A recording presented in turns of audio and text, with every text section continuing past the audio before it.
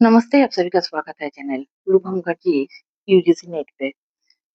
आज हम बात करेंगे वेस्ट एशिया कॉन्फ्लिक्ट यानी जो गल्फ वॉर चल रहा है उसके बारे में। आने वाले समय में आप लोग चाहे कोई भी कॉम्पिटिटिव एग्जाम में बैठे या फिर यूजीसी नेट हो, अगर आप किसी असिस्टेंट प्रोफेसर के इंटरव्यू में जाए तो ये बहुत एक हॉट टॉपिक आपके लिए हो सकता है। तो चलिए इस टॉपिक के बारे में थोड़ा सा डिस्कशन कर लेते हैं। वर्तमान गल्फ वॉर से आप क्या समझते हैं? वर्तमान संघर्ष को ऐतिहासिक 1991 के गल्फ वॉर के साथ पूरी तरह समान नहीं माना जाना चाहिए। वर्तमान स्थिति मुख्यतः ईरान, इजराइल और अमेरिका के बीच व्यापक सैन्य एवं भू राजनीतिक संघर्ष से जुड़ी है, जिसका प्रभाव पूरे वेस्ट एशिया और पर्शियन गल्फ क्षेत्र पर पड़ रहा है। दूसरा प्रश्न, 1991 के गल्फ वॉर और वर्तमान वेस्ट एशिया कॉन्फ्लिक्ट में क्या अंतर है? 1991 के गल्फ वॉर का मुख्य कारण था इराक द्वारा कुवैत पर आक्रमण और कुवैत को मुक्त कराने के लिए अमेरिका के नेतृत्व में कोएलिशन का सैन्य अभियान।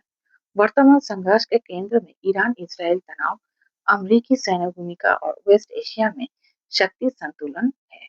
इसीलिए 1991 का गल्फ वॉर मुख्यतः इराक कुवैत क्राइसिस था, जबकि वर्तमान संघर्ष को Iran Israel US geopolitical confrontation के रूप में समझाना अधिक उचित होगा। स्ट्रेट ऑफ हॉर्मुज कितना महत्वपूर्ण क्यों है?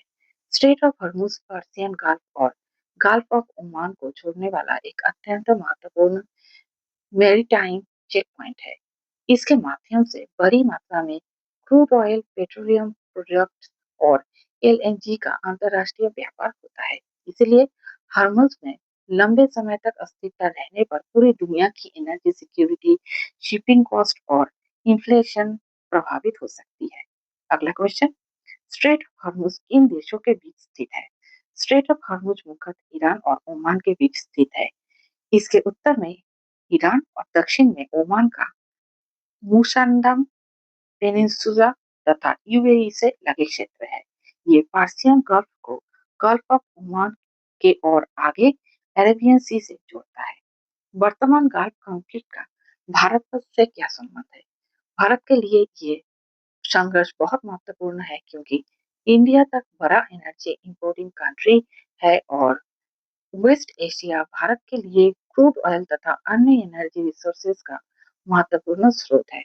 इसके अलावा गल्फ देशों में बड़ी संख्या में भारतीय नागरिक रहते हैं, इसलिए भारत के लिए ये विषय केवल एनर्जी सिक्योरिटी का नहीं बल्कि डिस्पोरा सिक्योरिटी, ट्रेड सिक्योरिटी और मैरीटाइम सिक्योरिटी की भी विषय है।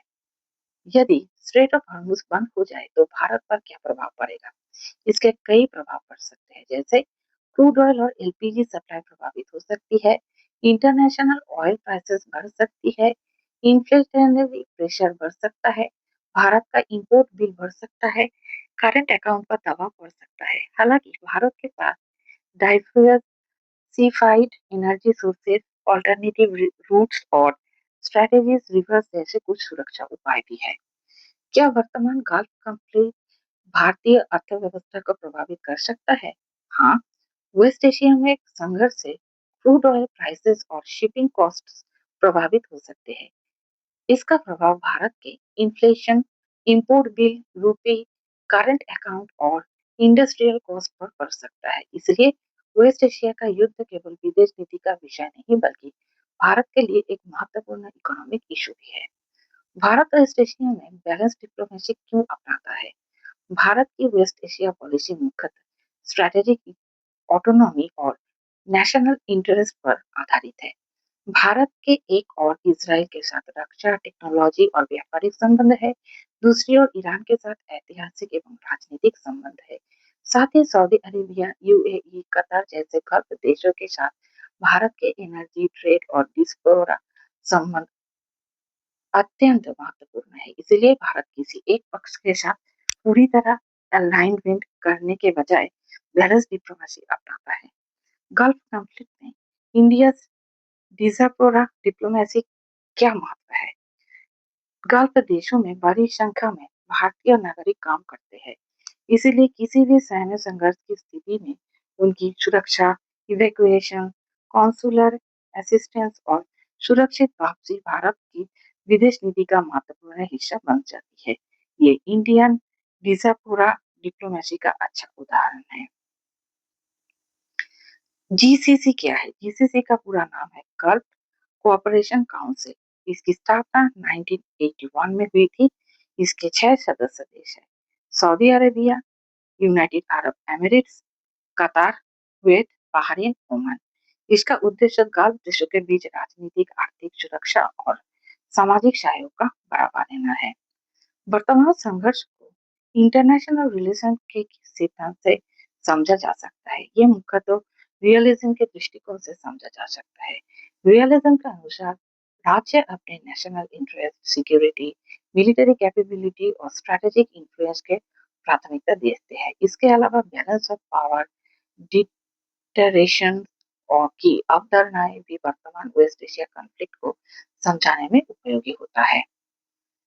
प्रॉक्सी वॉर क्या है? जब दो शक्तिशाली राष्ट्र सीधे युद्ध करने के बजाय अपने समर्थक या सहयोगी आर्म्ड ग्रुप अथवा रीजनल एक्टर्स के माध्यम से अपने स्ट्रेटेजिक ऑब्जेक्टिविटीज हासिल करने का प्रयास करते हैं तो उसे प्रॉक्सी वॉर कहा जाता है। वेस्ट एशिया की राजनीति में प्रॉक्सी वॉर एक महत्वपूर्ण फेनोमेनन होता जा रहा है। तो ये थे कुछ क्वेश्चन जो आप लोगों से पूछा जा सकता है आपके असिस्टेंट प्रोफेसर के इंटरव्यू में, चाहे आप भारत के किसी भी कॉलेज में, किसी भी कोने में, किसी भी भाषा में क्यों ना दे। ये टॉपिक बहुत ही हॉट टॉपिक है और अभी के लिए ये एक सरदर्द का मुद्दा बना हुआ है। मिलते हैं अगले वीडियो में। अपना ध्यान रखिएगा। धन्यवाद। नमस्कार।